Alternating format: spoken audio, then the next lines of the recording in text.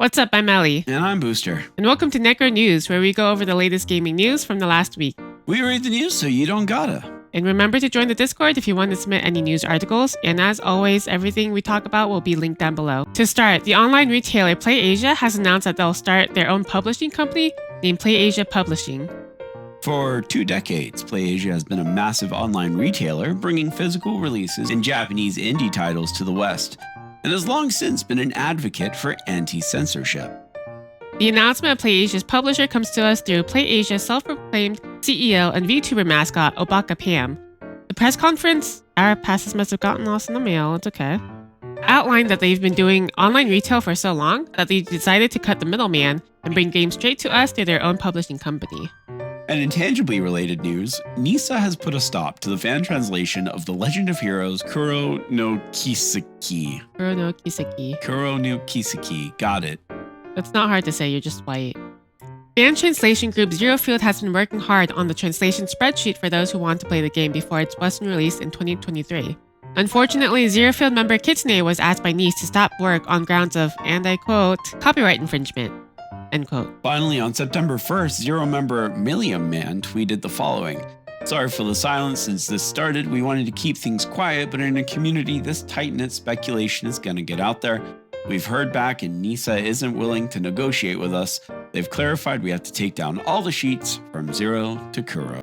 The cinematic visionary and the most revolutionary director of all time, Dave Cage, will now have to answer to Chinese company NetEase. The company NetEase, who has previously been involved with the mobile and PC market, has bought Quantic Dreams. This could mean that mobile ports of all Quantic Dreams titles could be coming. It's unclear why the transaction took place, as Quantic Dreams is currently developing the new Star Wars game. The Star Wars game looks okay. It's probably going to be a train wreck, like every other one of the Quantic Dreams games that we've played. We love them. They're great, in a way. What's your favorite one?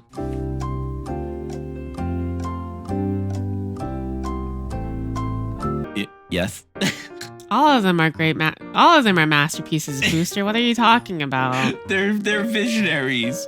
Truly the Citizen Kane of our time. Which one of the cinematic masterpieces created by David Cage is your favorite? Let us know in the comments below. So for our biggest story of the week, we need to go back a little bit. If you recall, Microsoft recently bought Activision, which means the future Call of Duties and all Blizzard games could be put exclusively on Microsoft systems. However, Phil Spencer, CEO of Microsoft Gaming, detailed, "We intend to make Activision Blizzard's much-loved library of games, including Overwatch, Diablo, and Call of Duty, available in Game Pass." Now, please pay attention to the word intend, as it isn't a confirmation, but not a damnation either. Another thing to note is that Phil also stated in the same blog post, and I quote, "We've heard that this deal might make franchises like Call of Duty away from the places where people currently play them.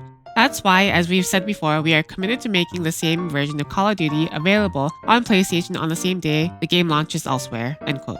While this is very noble, understands that because Activision titles will now be on Game Pass, that means that a player needs only to pay the Game Pass fee to have access to all of these games, as opposed to buying them individually as they would have to do on a Sony system. The CMA is concerned that if Microsoft buys Activision Blizzard, it'll create an unfair advantage over Sony by refusing them access to Activision Blizzard games or providing access on much worse terms. According to the CMA, with Microsoft owning Xbox, Windows, and the cloud platform service Azure, the merging of ActBliz and Microsoft could cause competition damage in a fairly new and growing cloud gaming services. Basically, this gives them a monopoly on cloud gaming, especially since PlayStation Now would potentially lose access to some of the most successful game franchises if Microsoft so chooses it. So, depending on how the CMA investigations go, Call of Duty could end up not being on Game Pass. We personally don't really care about this, as Sony hasn't done a whole lot with their platform, and it's not like the PS5 has any real exclusive games. Nope. But what do you guys think about this, especially for those in the UK? Yeah, do let us know. Well, that's about it for the news this week.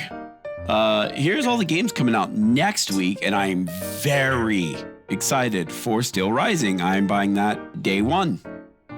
And also Splatoon 3 will be coming out on the 9th. Speaking of new games, it's the beginning of the month, which means new games for Gold and PlayStation Plus. It honestly doesn't look like there's a whole lot, to be honest. Nah, they just exist. And here's our schedule for the week. I will be hosting our third Metacryptic here on YouTube. It's a segment where chat rates the games I play and we decide if they're worth our time or not. This week's topic is psychedelic games. Blaze it. Blaze. And on Wednesday, we'll be hosting a VR chat community night over in our Discord. Join it. It'll be fun. And then on Saturday, I'll be playing my second Castlevania game, Curse of Darkness. So be sure to follow us over on Twitch if you haven't already. Well, thank you as always for watching. Subscribe to us here on YouTube for future game news, updates, and other nonsense. And we love to hear what you guys think about the news that we cover, so let us know what you guys think in the comments down below.